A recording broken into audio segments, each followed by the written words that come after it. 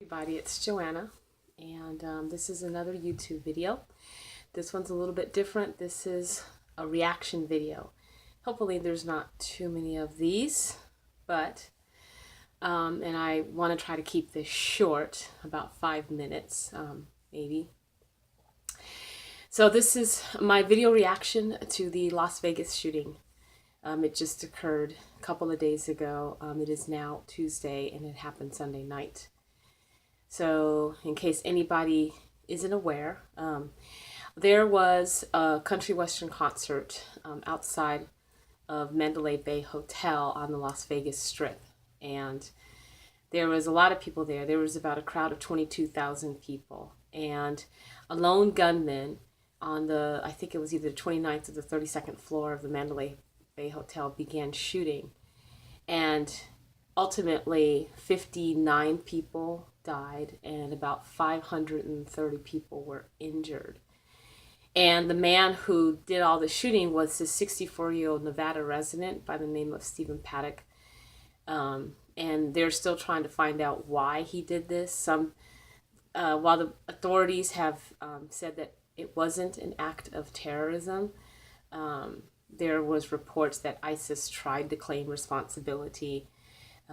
What was also interesting was his family did not even know that he was even capable of this. The news talked with his brother, Eric Paddock, in Florida, and the man was just so shocked and so debilitated by what his brother was. It was hard for him.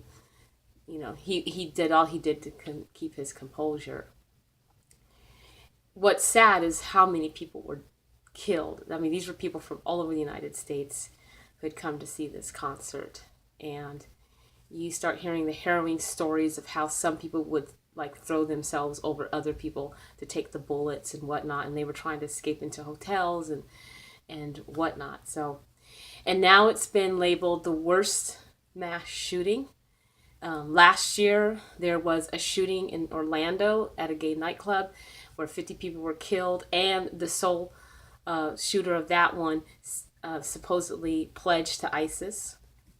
And there has been other mass shootings as well. And unfortunately, this seems to be a phenomenon, particularly here in the American culture. And it's getting to a point where people are just kind of falling into the same pattern. Oh, wow, this is shocking. Oh, let's pray. Prayers for this person, prayer for Vegas, prayer for Orlando.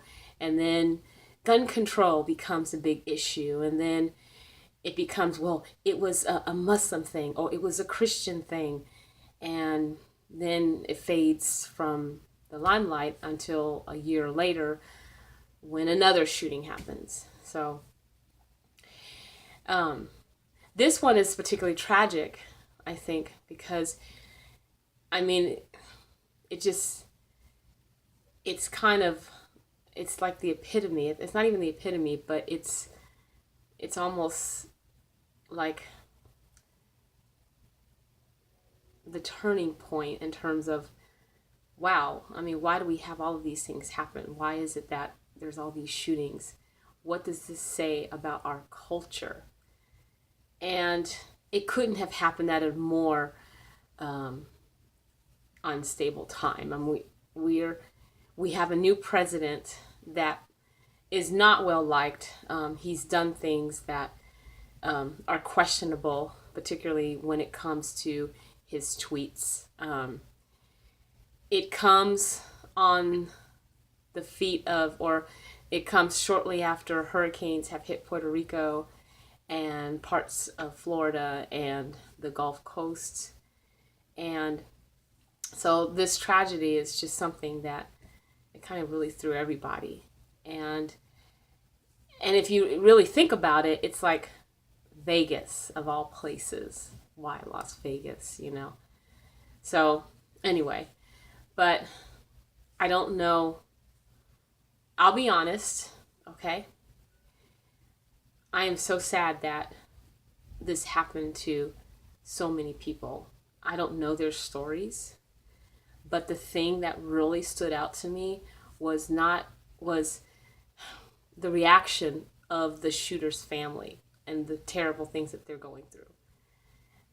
When I saw the brother on television and how shocked he was and how mortified he was that his kin could do something like this, it made me ache for the family, because I think that a lot of times the relatives and the family members of those who commit such atrocities, they are almost kind of thrown into the same label as the perpetrators themselves. Unwittingly, but yes, it does happen. People kind of look at them different and whatnot. I mean, it's gone as far as how people would treat the families of the shooters from Columbine High School and so on and so forth. So I would like to maybe write a letter or something like that to the surviving brother and his family and let them know that we're in his corner, because he's just as much of a victim as those others. Maybe not in the physical sense because he's alive, but what his brother did is going to have a reverberating effect on his family for years. And the family is going to have to carry that burden for the rest of their lives. They're going to have to carry the shame, that they didn't even perpetrate themselves. That, my brother is responsible for the deaths of 60 people and the injuries and the psychological impact of hundreds of others, or even thousands of others. And so, anyway, if anybody knows the family up close and personal, let me know if there's a way that I can get in contact with them, at least just to write a letter showing my support for the family in this time. And I'm not saying that I'm negating people who were killed in this event. So y'all who want to get on to YouTube and send hate comments, I'm just letting you know. But I think this is a time where we need to look at everybody who's been affected by this tragedy and come together instead of just, hating on other people and stuff. So anyway, that's my reaction. Looking forward to hearing to you.